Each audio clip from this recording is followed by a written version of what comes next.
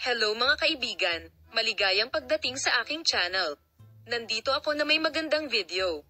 Namangha siya sa sorpresa ng maagang kaarawan ni na Ozgay Girl at Ken Yaman.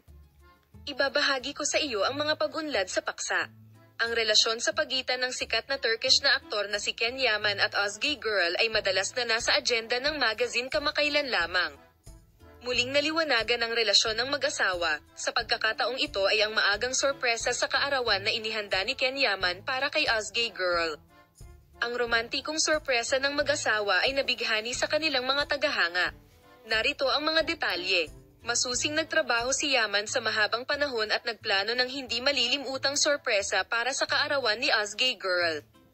Ang mga plano ba ni Yaman ay may emosyonal na dimensyon pati na rin ang isang romantikong isa.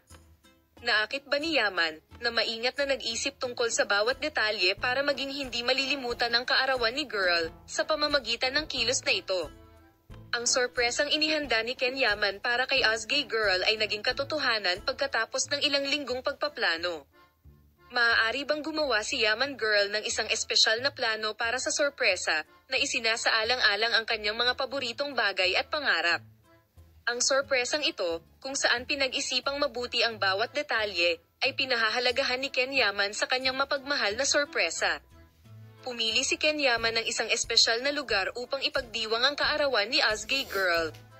Maaari bang pagsamahin ni Yaman ang pagmamahalan at katapatan sa pamamagitan ng pag-upa sa paboritong restaurant ng kanyang kasintahan at paglikha ng isang espesyal na kapaligiran? Ang lugar na ito ay nagdaragdag ng ganap na kakaibang kahulugan sa mga espesyal na sandali na magkasama ang mag-asawa. Isa sa pinakamahalagang detalye ng sorpresang birthday party ay ang personal na regalo ni Ken Yaman. Si Ozgay Girl at Ken Yaman ay lumikha ng magandang sandali sa pamamagitan ng pagtugtog ng paboritong kanta ni Girl kasama ang DJ. Salamat sa lahat ng nanonood ng aking video. Magkita-kita tayo sa mga bagong video.